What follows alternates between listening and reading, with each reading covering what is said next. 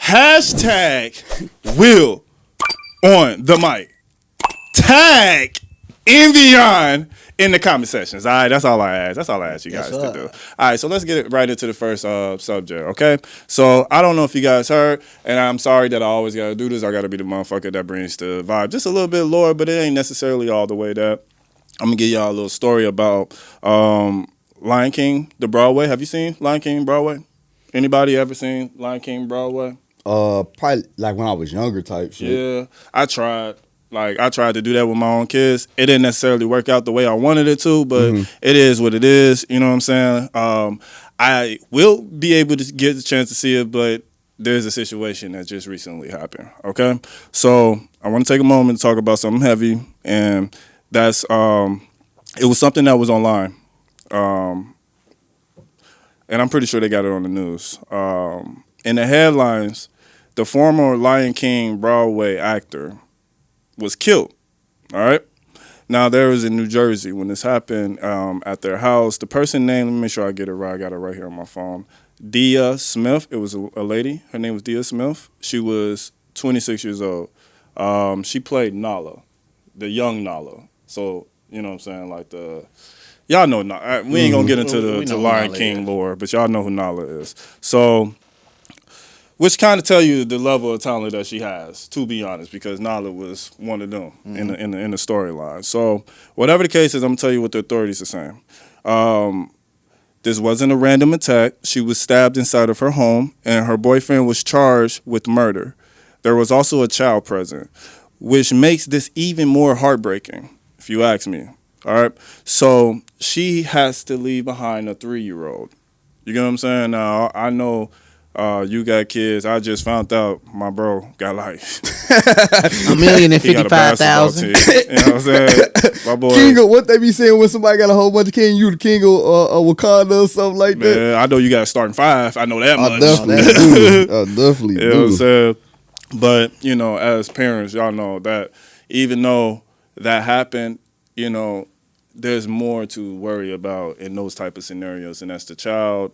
And if the boyfriend is being, you know, charged, so that puts the kid in a trouble area. Now they might have to go through shelters and then being put in a home, or probably other way around up until they get older, and then shelters, because that's normally how it goes, man. Like it we see the what's the shit, Annie or whatever, but like realistically, it's Chicago, man. They don't make it easy when it comes to the government supposed to aid. I want to bring that up, and I'm not just saying that to say like, hey, let's have an open conversation about somebody getting stabbed. I want to make a point, all right? So now, I really want to talk about like life as a man, right? As a man, we kind of dictate energy, you know, again, no pun. So I understand people, because look, we not going to get into what really happened because we don't know, right? And there's no time for speculation, because the thing is the internet will create a narrative. You know what I mean? All we could do right now is say the facts, and that is somebody died that was a mother. Now a child is in foster care. So as a man, if you murdered her, I'm not saying, hey, some motherfucking John Wick came through the window, stabbed Shorty. Who fucking knows?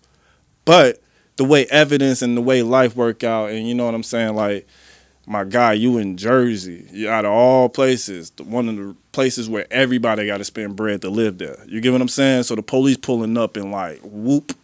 Like, they probably heard the stabbing. They was like, we heard the stabbing on. Like, come on now. It's that deep out there. You get what I'm saying? So, as a man, back to that point, we got to do better. And I know I say that often. But, like, I mean, in moments when we're angry, right? Like, there has to be a point where it clicks in your head to chill the fuck out. What do putting a knife through a woman who has a child? I don't give a fuck, and I'm finna get explicit, y'all. I don't give a fuck if she busting, prostituting, out here throwing that pussy all around the block, and everybody know what angle to hit it in. I don't give a fuck. Why are you stabbing her? If whatever morals you stand on, when there's a child involved, you got to do better. Now, this is when I bring it to you guys. You know, I'm going to really test the podcast skills today. You know what I'm saying? We in our chops today. So, as men, which every last one of us are, right? Come on, we ain't doing that in here, right? Mm-hmm. All right. So, and anybody can speak up at any point. What is it that a man can do differently when you get pushed to a point? You don't have to describe a scenario, and you can use a scenario to describe what you mean. It doesn't matter, okay? But what is it that you can do at a point that you feel is necessary to stab as a precaution to not fucking do it? Tell me, like anybody, somebody speak up, please. First off, I want to say condolences to the family. My condolences to the baby girl that was left alone. That's tragic. That kind of shifted my mood. I'm real life, like situations like that. I'm real life. I believe the word empath. Yeah. So yeah, that's when you feel people's energy. Yeah. So I'm like I'm a real life empath. So like you said, I have children, and I can just only imagine to see the trauma that young girl is gonna have to grow up with. Like I can't fathom it. But to get to the point, men, we have to find outlets. Brotherhood is very strong, and being a part of a kingdom is even, you know, having a brotherhood and being a part of a kingdom is a staple that's not really present now amongst black men. A lot of the culture that we have, unfortunately, is toxic. It's a lot of toxic masculinity that we grow up with even in our brothers. Like, y'all, you don't get no pussy. Like, that's the first toxic thing that you go through as like, I'm 10 years old, nigga. Of course I'm not getting pussy. Like, right. I'm 10. Yeah. You feel me? But that's the toxic stuff that we go through as all black men. You know what I'm saying? We're forced to grow up in ways that has nothing to do with being a man. Yeah. We're forced to think that you have to have money and girls and cars because that's what's pushed onto us. That's the narrative that we only live with, or to dribble the ball to get those. Yeah. You feel me? Only thing we can think of is do these things to get these things, no matter what you do. Yeah. So we already don't have healthy outlets. So healthy outlets is a major thing that we have, that we need to have. Community is strong. Iron sharpen iron. Men have to sharpen men. We only are strong as our weakest link. It cannot be a situation where something like that can happen. Right. Like, that's not okay. Like how does he even go? You know what I'm saying? But that's his brother's fault as well. I don't condone hitting women at all. Right. I don't condone it. Right. I don't care. Yeah. I have too many women in my life to know that if somebody else hit my daughter, I'm going to react. Yeah. But a lot of men know how their daughter is. Yeah. A lot of men are not in their daughters' lives. A lot of women are raising these daughters, and a lot of these daughters are disrespectful to men. That's correct. And a lot of men are emotionally insecure. Very true. So we don't know how to sort. Like where is the sort? Like where is the problem is the problem is. Not enough women has seen enough men cry. There we go. Not enough women has seen enough men cry to know that it's okay. My daughter has seen me cry. My daughter has seen me happy. My daughter has seen me broke. My daughter has seen me buy a fucking 1,000 Squishmallows for her. Talk about it. You know what I'm saying? Yeah. So my daughter has seen every level of a man. Yeah. It's too many women in this world that did not have a man in their life that knows what a man is supposed to be. That's correct. You know what I'm saying? Yeah. So we don't know what ticked that brother off. Yeah. But we don't know. But we also know how a lot of black women are. Yeah. A lot of women are. Yeah. So we're not going to speculate. But the problem is that brother needed to know how to control his emotion. Yeah. His emotions. He needed to be more emotionally intelligent. He needed to have a better outlet. He needed to have a system of brothers around him that can see those signs, that can tell him that's not okay. Okay. It's not okay to say, man, F that B, or anything. None of your friends should be calling your woman, the mother of your children, a B. You should not be calling the mother of your children a B.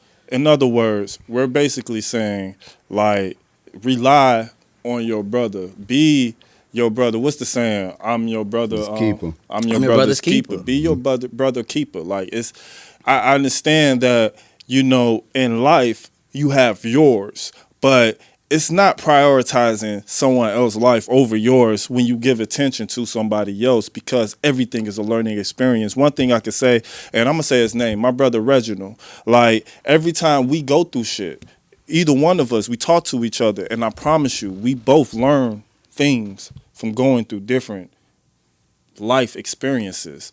And it's because of the communication that is present. You know what I mean? Now I'm going to pass it to my brother Energy. So I want to know, like, how exactly would you handle yourself feeling like that irate, that you're there? Mm-hmm. What can you do to prevent? I mean, it should be easy enough not to pull the knife out, right? Period. Like, what does it take to not do that? I'm gonna say this like this. Mm-hmm. Damn, it's so much legendary shit going on right now. This is producer Meech. I don't know if y'all know who this is right now. Like, this is. Oh, go do what you got to do. No, I want this for the podcast. Oh, go ahead. We'll take a second. Hey, Meech, we on the podcast right now. I just had to tell them, like, they on, like, the legend just called me right now, but I got to get back to this. This new. This is podcast. You got to be on here soon. What up with you, Meech? What up? Look who in the cut. You got Will in the cut over there. Meech. It's Meech, yeah. And there go Pharaoh. Hey yo, Meech. You want to tell the pod anything? Put him on the mic. Go ahead. Hey, Big Meech on production. You know it's a hit. That's all I gotta say. Let's fucking say it. That's what I'm talking about, my nigga. That's big bro, man. Shout out Meech, man. Hey, I'm gonna call you back right after this, big bro. All right, love. Go ahead, brother. Damn, bro. Damn. That's okay. Thank you, God. Thank you, God. I'm just gonna take a moment and thank God, because a lot of us need to. I'm doing a lot. Ask your question again, brother. I mean, it's as simple as, like, getting there to the point of anger, and it's like, what does it take for you? Like, put yourself in that man's shoes, unfortunately, right? For this conversation. What would you do differently that he should have done? Because, like I said, and I'm always going to emphasize it, when I pass it to the next person, I'm going to emphasize it again. It should have been that easy to not do it. So let's go ahead and explain, you know, let's keep it brief, but let's go ahead and explain, you know what I'm saying? Like, okay. What exactly? My perspective, I'm going to come a little different. Okay. How old is these individuals? Well, we can just go off the fact that she was 26, so let's just imagine the boyfriend's probably 26, 27, maybe 28. Okay. You know what I'm saying? But it could be what a whole race are they? Big difference. What race are they? Black, white, Hispanic, what? I mean, the name, I ain't gonna hold you, my guy. I can't really figure it out. But no, let's cut straight to it. I'm asking these questions for a reason, brother. No, I get it, because I'm at a point in my life where I'm not a person that just goes straight to, like my brother Pharaoh was saying, sometimes you have to take yourself out of your own shoes, your own opinion. You have to look at analytics of life, the matrix of life, because we said we was going to go back to the matrix shit later, no pun intended, but the matrix of life sometimes, and you got to realize on key points, those things matter, because a 20-year-old is not going to do the same thing that a 40-year-old is going to do, a 30-year-old is going to do, a 50-year-old is going to do. Very what true. Your race is, where your demographic is, where if you're from Chicago or if you're from bumfuck nowhere, you know what I'm saying? These things all matter in factors of what your environment is. So that's why I ask those questions, so I won't be like on my own. Just blindsided. Exactly. I want to know the facts, because I've been around the block a couple times. So now I've learned that you have to assess a situation properly and think before you speak. You know what I'm saying? So so I say all that to say, in my 20s, it was a lot going on. Will can hashtag Will on the mic. Talk about it. Because in my early, my career started taking off. Will, how old was I at the time? 18, 17 years old? Just about. And it was a lot that happened all at once, like Pharaoh is happening right now. So it was so much going on. I wasn't even mature as a man yet. So I wasn't able to assess situations properly because I was still dealing with emotions, being raised by a mother. Yeah. And my father, my stepfather, my sister, my sister's father helped raise me, but my real father wasn't there. And somebody said something as I grown older and learned shit that when you are raised by a woman, you do as a man, you do tend to have more feminine. You're more emotional. You're more empath. You're more kind of prone to the feelings and things like that. And by nature, you're going to be logical. Yeah. But that implement of a woman, of a strong presence of a woman, and not to say my stepfather wasn't a strong presence, it was just that I was a mama's boy. I'm gonna be there's a difference. Yeah. You know what I'm saying? So I got all boys and they all mamas. When I was dealing with the beginning of the career, and it was like a lot of shit going on at once, and I still had real life shit going on.